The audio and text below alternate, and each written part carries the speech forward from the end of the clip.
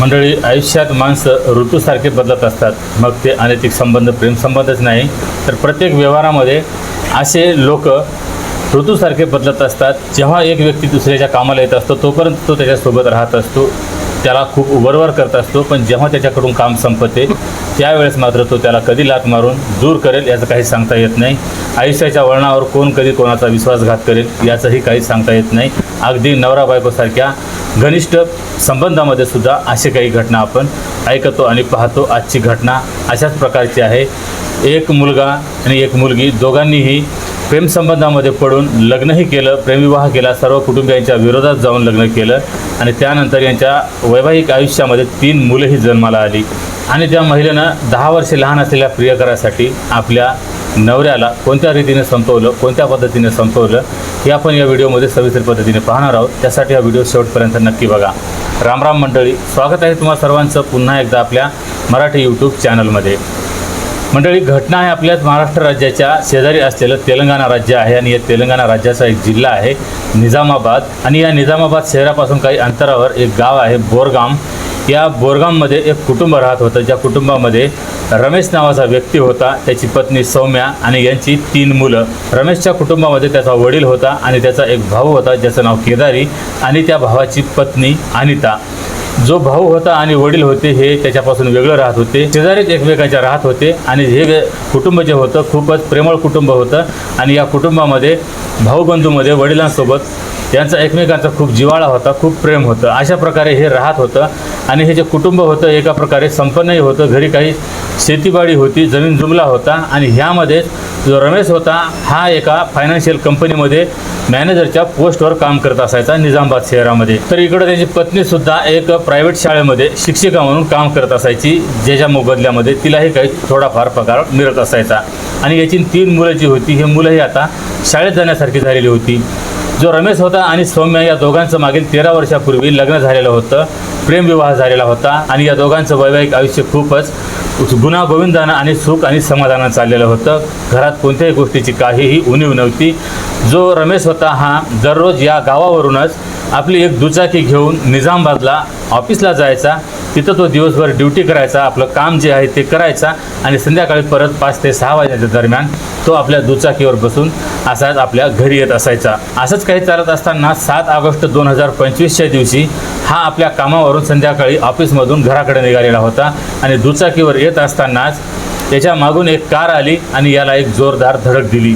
हा त्या कारच्या धडकेमध्ये रोडवर दूर जाऊन पडला आणि हा असा काही निश्चित पडलेला होता, बेशुद्ध पडलेला होता की याला कशाचंही भान राहिलेलं नव्हतं की याला कोणी उडवलेलं आहे, याच्यासोबत काय झालेलं आहे.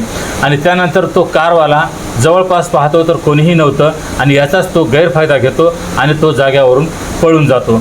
आता कारवाला पळून गेल्याच्यानंतर काही वाटसरू तिथून ये जा करत होते. ह्यामध्येच काही लोकांचं लक्ष त्याच्यावर गेलं की एक व्यक्ती आपली दुचाकी घेऊन पडलेला आहे, याचा अपघात झालेला आहे.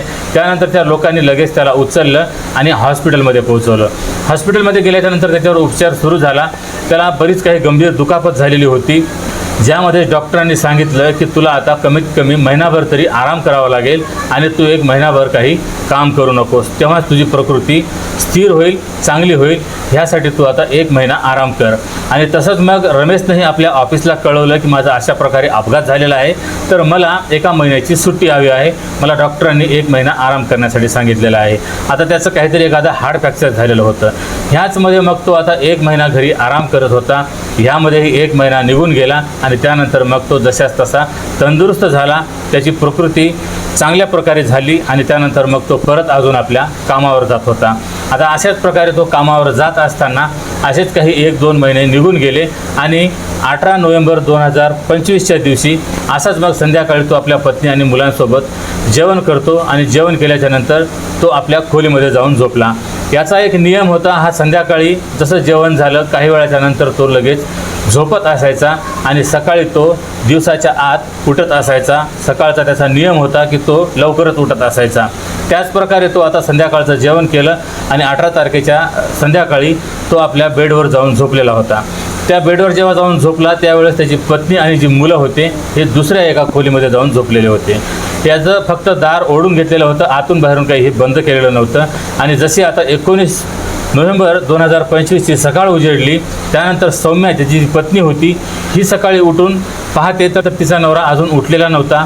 तिला वाटलं की आज त्याला बहुतेक सुट्टी असेल, कारण तो नेहमी या वेळेपर्यंत तो उठत असतो आणि आतापर्यंत त्याची तयारी झालेली असते. तो काही छोटा मोठा व्यायामही करतो आणि फेरफटका मारून येत असतो आणि आतापर्यंत त्याची स्नान संध्या उरकलेली असते. पण आज तो काय माहीत का नाही उठला. मला वाटते आज त्याची सुट्टी असेल अशी पत्नी मनाशी विचार करत होती आणि तिनं जाऊन त्याच्या खोलीचं दार ढकललं तर तो त्याच्या पलंगावर बेडवर पडलेला होता.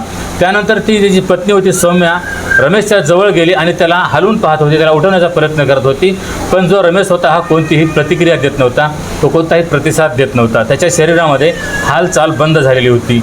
सौम्या घाबरली, तिला वाटलं काय झालं आणि त्यानंतर तिनं त्याला अजून जोरात हलवायला सुरुवात केली, पण तो कसलीही प्रतिक्रिया करत नव्हता. त्यानंतर मग आता ही फार घाबरलेली होती आणि त्यानंतर मग ही जोरजोराने ओरडायला लागली की नेमकं माझ्या नवऱ्याला काय झालेलं आहे.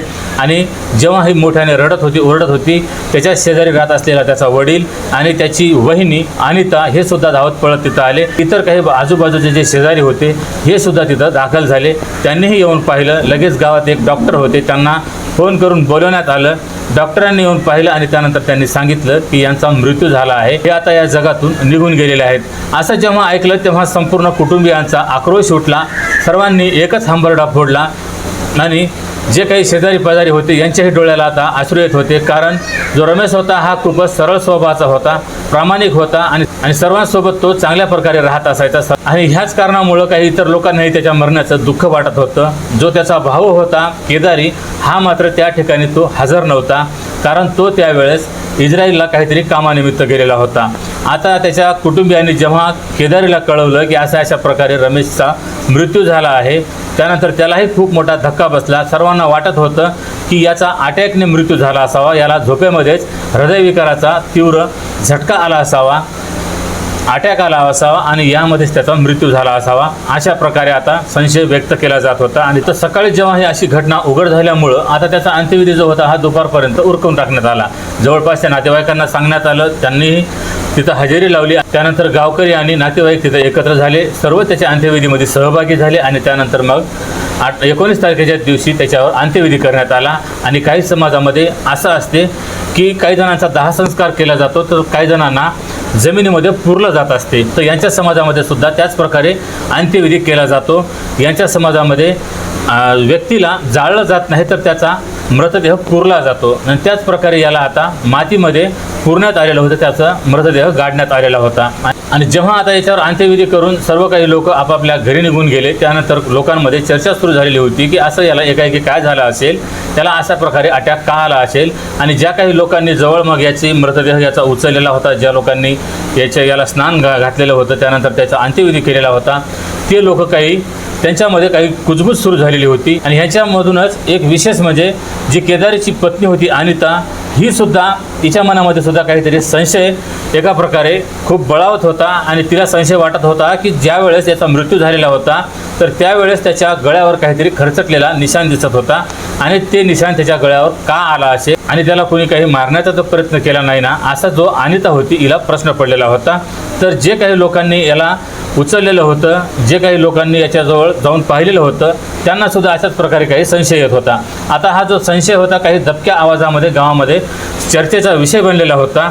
तर इकडं आता पत्नी जी होती, ही पत्नी एका प्रकारे आता सर्व लोकांसमोर दुःखामध्ये होती आणि ती आता मात्र कोणताही संशय व्यक्त करत नव्हती किंवा आता कोणाला याच्याबद्दल काही बोलत सुद्धा नव्हती. ती सर्वांना एकच सांगत होती की रात्रीला हे जेवण करून झोपलेले होते, पण सकाळी उठून पाहतो तर याचा मृत्यू झालेला आहे. तर मला असं वाटते की यांना हृदयविकाराचाच झटका आला असावा, कारण यांना याच्या अगोदर सुद्धा अशा प्रकारे काही अटॅक आलेले होते, ज्यामध्ये यांच्यावर उपचार सुरू होता, काही यांना बीपीच्या गोळ्यासुद्धा सुरू होत्या. अशा प्रकारे आता ही महिला बोलत होती. तर अनिता जी होती तिच्या मनामध्ये काहीतरी संशय वाटत होता, वारंवार तिच्या मनामध्ये तो संशय बळावत होता. यासाठीच अनिताने आपल्या नवऱ्याला फोन करून सांगितलं की मला एक संशय आहे, तुमच्या भावाचा जो मृत्यू आहे हा अटॅकने झालेला नसावा, कारण त्याची हत्या झाली असावी. त्याच्या गळ्यावर काहीतरी नखाचा खरचटलेला निशाण होता, त्याच्या गळ्यावर काहीतरी खरचटल्यासारखं दिसत होतं, मला काहीतरी संशय वाटतो. मग केदारीने अनिताला सांगितलं की जर तुला एवढा संशयच वाटत आहे तर मग तू थेट पोलिसांमध्ये जा आणि पोलिसांमध्ये तक्रार दाखल कर. आणि त्यानंतर अनिताने जाऊन पोलिसांमध्ये तक्रार दाखल केली की तिला संशय आहे की तिचा दिराचा अटॅकने मृत्यू झाला नसून त्याची हत्या झाली असावी, तुम्ही याचा तपास करावा आणि नेमका माझ्या दिराचा मृत्यू का झाला हे तुम्ही आता तपास करून पाहावं. पोलिसांनी महिलेला विचारले की ज्यावेळेस त्याचा मृत्यू झालेला होता त्यावेळेस तुम्ही पोलिसांमध्ये का आले नाहीत. त्यावेळेस जी ही महिला होती अनिता, हिला मात्र संशयच होता, ही बोलावं किंवा नाही बोलावं हिला काही त्यावेळेस सुचलं नाही आणि ही घरी नवरा नसल्यामुळे हिला जास्त काही याच्यामध्ये बोलता आलेलं नव्हतं. तिच्या मनामध्येच फक्त ती संशय व्यक्त करत होती आणि ह्याच्यामध्ये काही गावातील जे लोक होते या लोकांमध्ये सुद्धा काही दबक्या आवाजामध्ये चर्चा सुरू होती, पण यांनी त्यावेळेस पोलिसांमध्ये धाव घेतलेली नव्हती. पण आता या महिलेला खूप दाट संशय वाटत आहे, कारण इतर लोकांचंही म्हणणं आहे की त्याच्या गळ्यावर खरंच एक खरचटलेला निशाण होता. त्यावेळेस आणि त्याला वाटलेलं होतं मी जर असं जर सांगितलं तर मलाच वेड्यात काढतील, त्यासाठी ती त्यावेळेस गप्प बसलेली होती. पण आता पोलिसांसमोर प्रश्न होता की त्याच्यावर अंत्यविधी झालेला आहे. त्यावेळेस आणि त्याने सांगितलं की अंत्यविधी त्याचा काही दाहसंस्कार करून करण्यात नाही आला, तर त्याचा मृतदेह अजूनही जमिनीमध्ये पुरलेला आहे. तर तुम्ही तो मृतदेह वर काढा आणि त्यानंतर त्याचा पोस्टमॉर्टम केल्याच्यानंतर तुम्हाला हे कळून जाईल की त्याचा मृत्यू कशामुळे झाला, काय अटॅकनं झाला किंवा त्याची हत्या झालेली आहे. त्यानंतर ही बाब पोलिसांनी गांभीर्याने घेतली आणि त्यानंतर हे न्यायालयासमोर खटला मांडण्यात आला. न्यायालयाचे जे माननीय न्यायाधीश होते यांनीही हजेरी लावली आणि यांच्या साक्षीने पोलिसांनी काही कर्मचाऱ्यांच्या मदतीने तो जो मृतदेह होता हे उकरून वर काढण्यात आला. ज्यावेळेस तो मृतदेह खोदून बाहेर काढला जात होता त्यावेळेस जी सौम्या होती रमेशची पत्नी, ही मात्र खूपच आकांत करत होती, खूपच रडत होती. ती वारंवार त्यांना हा मृतदेह बाहेर काढण्यास रोकत होती, विरोध करत होती. पण पोलिसांनी तिला स्पष्ट सांगितलं की बघा तुम्ही कोणताही आम्हाला अडथळा आणू नका, कारण हे न्यायालयाचे आदेश आहेत आणि स्वतः इथं न्यायाधीश हजर आहेत, त्यासाठी आम्हाला आमचं काम करू द्या, कायद्याचं काम करत आहे, तर तुम्ही फक्त शांत राहा. पत्नी वारंवार ओरडत होती, रडत होती की तुम्ही माझ्या नवऱ्याच्या मृतदेहाला सोबत अन्याय करत आहात, त्याचा अपमान करत आहात, मेल्यानंतर सुद्धा त्यांना चैन पडू देत नाही, तो जमिनीमध्ये आता त्याचा मृतदेह पडलेला आहे, तर त्यांना तुम्ही बाहेर काढत आहात. अशा प्रकारचा ही जी महिला होती आकांत करत होती. पण पोलिसांनी तो मृतदेह वर काढल्याच्यानंतर जागेवर त्याचा पोस्टमॉर्टम करण्यात आला आणि जेव्हा मग आता या पोस्टमॉर्टमची रिपोर्ट आल्याच्यानंतर रिपोर्टमध्ये ज्या प्रकारे संशय व्यक्त केला जात होता त्याच प्रकारे रिपोर्टमध्ये आढळून आलं. जसा संशय व्यक्त केला तोच खरा ठरला. त्याची अटॅकने मृत्यू झालेली नव्हती, तर त्याचा गळा दाबून त्याची हत्या केली गेलेली होती आणि गळा दाबल्यामुळं त्याचा जीव गेला असं आता रिपोर्टमध्ये स्पष्ट झालेलं होतं. आता त्यानंतर मात्र पोलिसांसमोर खूपच मोठा प्रश्न निर्माण झालेला होता की ज्या प्रकारे आता घरामध्ये ही याची पत्नी होती, 3 मुलं होते आणि शेजारीच राहत असलेली एक वहिनी होती, वडील होते आणि शेजारी एवढे लोक असतानासुद्धा, घरामध्ये पत्नी असतानासुद्धा हे याची हत्या कुणी केलेली आहे. ज्यावेळेस मग आता पत्नीला पोलीस विचारपूस करत होते की तू घरात हजर असताना याची हत्या कोण करून गेलं, तुला याच्याबद्दल काही माहीत नाही. त्यावेळेस पत्नी आता काय बोलल काय नाही तिला काही आता सुचत नव्हतं, कारण पत्नीने अगोदरही असं काही सांगितलेलं नव्हतं की कदाचित एखादे चोरटे घरामध्ये शिरलेले असतील, त्याने दार तोडला असेल, दरवाजाची कडी तोडली असेल किंवा एखादी खिडकी तोडली असेल आणि आत शिरले असतील, घरातील काही मौल्यवान वस्तू चोरीला गेल्या असतील, त्यामध्येच याचा खून केला असेल. अशा प्रकारे आता हे कोणतंही काही त्यावेळेसचे अगोदर स्पष्ट झालेलं नव्हतं किंवा महिलेने कोणती अशी तक्रार पोलिसांमध्ये दिलेली नव्हती. ज्या प्रकारे हा खून झालेला होता तो आता मुकाट्यानं पचत आहे, तो तशा प्रकारे पचवण्याचा प्रयत्न केला गेलेला होता. पण आता महिलेसमोर काय बोलावं आणि काय नाही हे आता प्रश्न पडलेला होता. त्यानंतर पोलिसांना काहीतरी संशय वाटला. पोलिसांनी जी ही सौम्या होती हिचे कॉल डिटेल्स काढले, CDR काढले आणि त्या CDRमध्ये असं आढळून आलेलं होतं की या महिलेचं दिवसातून बरेच वेळा एका व्यक्तीसोबत फोनवर बोलणं होत असायचं आणि तेही बऱ्याच प्रमाणामध्ये होत असायचं. दिवसातून 4-5 वेळा ही महिला त्यावर फोनवर बोलत असायची आणि तासनतास फोनवर बोलत असायची. ज्यावेळेस हिचा नवरा नसायचा, ज्यावेळेस ही महिला एकटी असायची त्यावेळेस ही फोनवर वारंवार बोलत असायची आणि तो नंबर होता याच महिलेतील शाळेत एक शिक्षक असलेल्या दिलीप नावाच्या मुलाचा. तो मुलगा 22 वर्षाचा होता आणि त्याला कुठे नोकरी मिळत नसल्यामुळे तो या प्रायव्हेट शाळेवर कसं बसा आता ड्युटी शिक्षक म्हणून काम करत होता. ह्यामध्ये जी ही महिला होती त्याला या फोनवर बोलत होती. आता ज्यावेळेस त्याचेही काही CDR काढलेले होते, त्याचेही लोकेशन काढले, महिलेचेही लोकेशन काढलं. त्यावेळेस ज्या दिवशी ही घटना घडलेली होती, ज्या रात्रीला ही घटना घडलेली होती, त्या रात्रीला जे दिलीपचं मोबाईल लोकेशन होतं हे यांच्याच घराजवळ दाखवत होतं.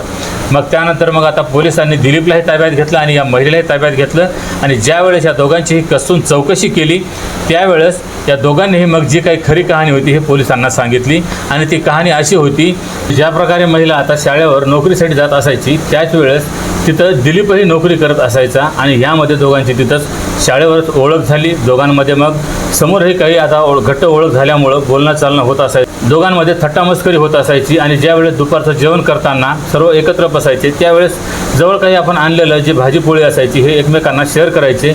ह्यामध्ये जी सौम्या होती ही सुद्धा दिलीपला काही आपण आणलेलं जेवण त्याला द्यायची आणि जो दिलीप होता मग एका प्रकारे तोही तरणात आलेला होता आणि तोही एका वेगळ्या भावनेने मग तिची स्तुती करायचा की मॅडम तुम्ही खूपच छान जेवण बनवत आहोत, तुमची भाजी असते खूपच छान बनवत असता, तुम्ही खूपच छान आहात. अशा प्रकारे मग कधी तिची स्तुती करून द्यायचा आणि ती स्तुती मग कुठं सौम्याला आवडायला लागलेली होती आणि मग हळूहळू जी सौम्या होती दिलीपकडं आकर्षित होत गेलेली होती आणि त्यानंतर मग ती त्याच्यासाठी काही छान छान प्रकारे व्यंजन त्याला जेवायला घेऊन जात असायची. ह्यामध्येच दोघांची एवढी काही जवळीकता वाढली की दोघांमध्ये मग प्रेमसंबंध जुळले. दोघेही मग लपून छपून भेटायला लागले.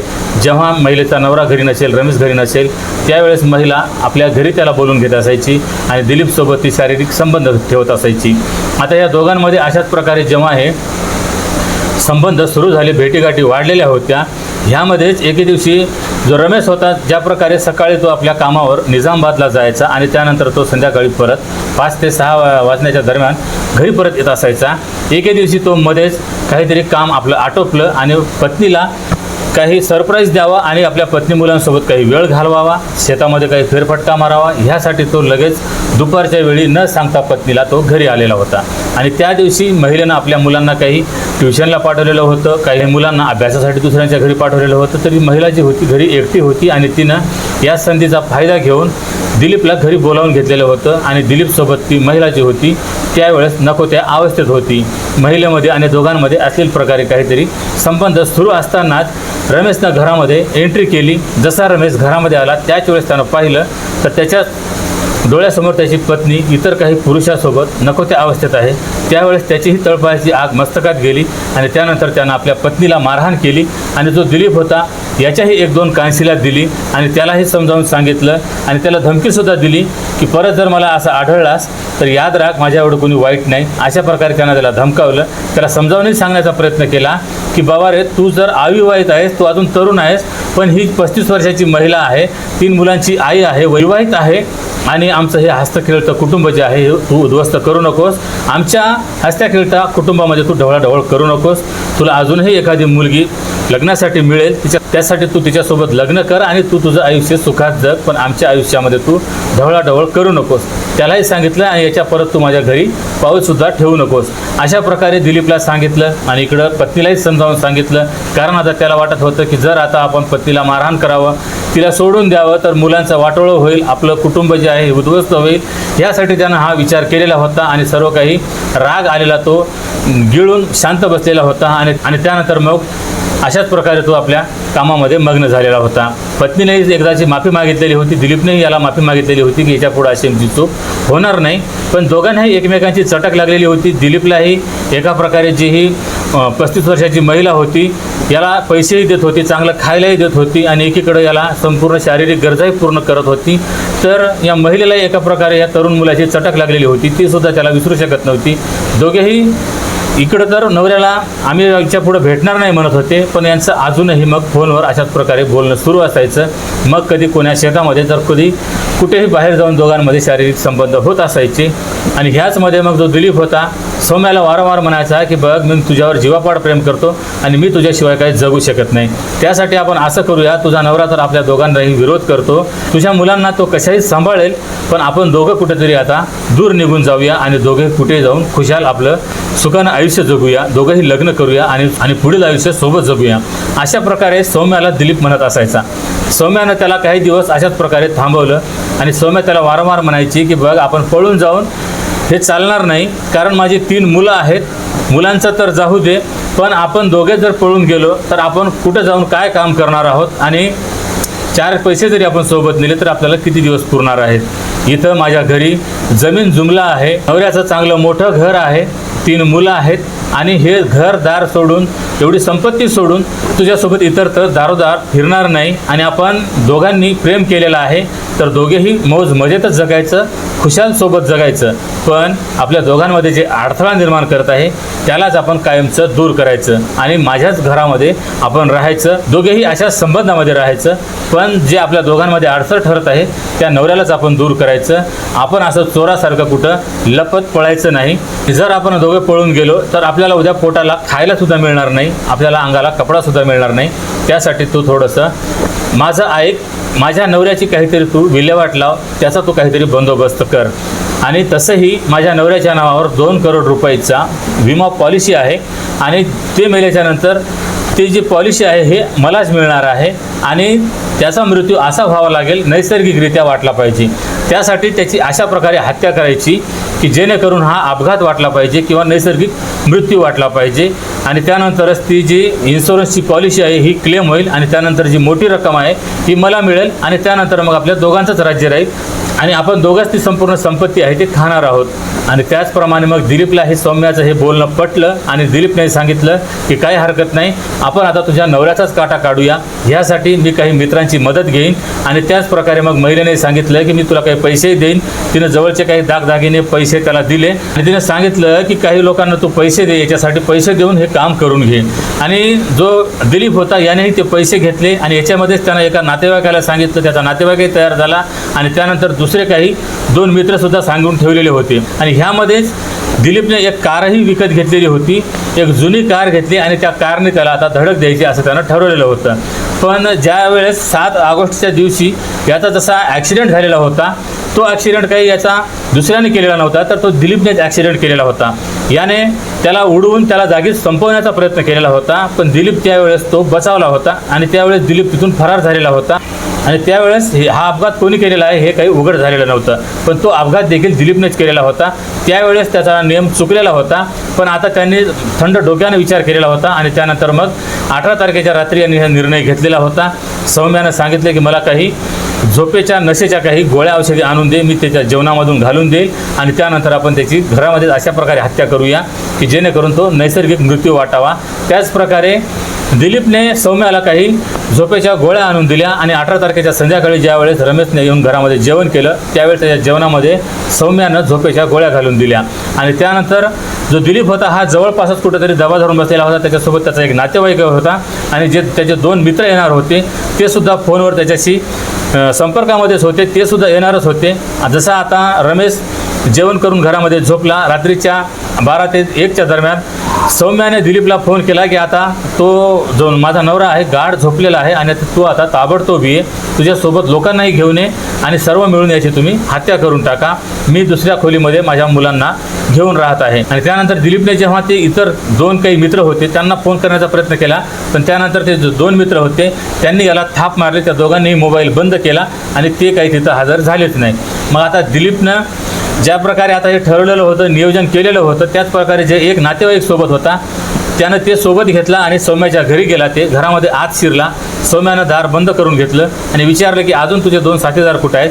त्यावेळेस दिलीपनं सांगितलं की ते 2 साथीदार आहेत, त्यांनी मला थाप मारलेली आहे, ते आज आलेलेच नाहीत. त्यानंतर सौम्या म्हणाली की काय हरकत नाही, आपण तिघंच हे जे काम आहे हे उरकून टाकूया. त्यानंतर हे तिघेही खोलीमध्ये गेले आणि रमेशच्या बेडजवळ गेल्याच्यानंतर त्याच्या तोंडावर उशी दाबली आणि सौम्याने त्याचे हात पाय धरले, तर जो दिलीप आहे याने त्याचा गळा दाबायला सुरुवात केली. रमेश गाढ झोपेमध्ये होता, त्याच्यासोबत काय होत आहे काय नाही त्याला काही कळलंच नाही. आणि जेव्हा त्याचा अशा प्रकारे श्वास कोंडला जात होता त्यावेळेस तो हातपाय हलवण्याचा प्रयत्न करत होता, पण जे हातपाय होते दिलीपने त्याच्या मित्राने पकडलेले होते, सौम्याने पकडलेले होते, तर एक जण त्याचा गळा दाबत होता. ह्यामध्ये त्याचा जागीच मृत्यू झाला आणि गळा दाबत असताना एखाद्याचं नख त्याच्या गळ्याला लागलेलं होतं, तेच त्याच्या गळ्याला खरचटलं गेलेलं होतं. त्या खरचटलेल्या वर्णावरूनच हे जे संशय होता या अनिताने व्यक्त केलेला होता आणि ज्या प्रकारे तिनं संशय व्यक्त केलेला होता तोच खरा ठरला. ही जी हत्या होती त्याच्या पत्नीनेच केलेली होती आपल्या प्रियकरासोबत मिळून. हा 22 वर्षाचा तरुण होता, तर ही महिला 35 वर्षाची होती. या दोघांच्या अनैतिक संबंधामध्ये या महिलेनं आपल्या नवऱ्याचाच अशा प्रकारे जीव घेतला. ज्या नवऱ्यासाठी ही स्वतः अगोदर जीव द्यायला तयार होती की त्याच्याशिवाय मी राहू शकत नाही, जर त्याच्यासोबत लग्न केलं नाही तर मी जगू शकणार नाही, अशी आपल्या आईवडिलांना धमकावत होती. त्याच्यासोबत जबरीने लग्न केलं आणि त्या शेवटी 13 वर्षामध्ये जे प्रेम होतं त्याच्यावरचं कमी झालं आणि त्याच्यापेक्षाही दुसरा एक हिला 22 वर्षाचा तरुण मिळाला. त्या तरुणावरीचा जीव जडला आणि त्या तरुणाच्या प्रेमामध्ये हिनं नवऱ्याचा जीव घेतला. तर मंडळी, आता पोलिसांनी या दोघांवरही गुन्हा नोंद करून यांना अटक केलेली आहे.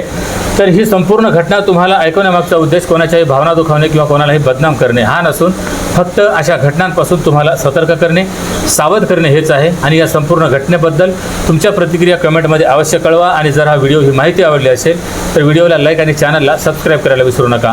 तर भेटूया पुन्हा एका अशाच नवीन व्हिडिओमध्ये. तेव्हा सतर्क रहा, सावध रहा, सुरक्षित रहा. जय हिंद, जय महाराष्ट्र.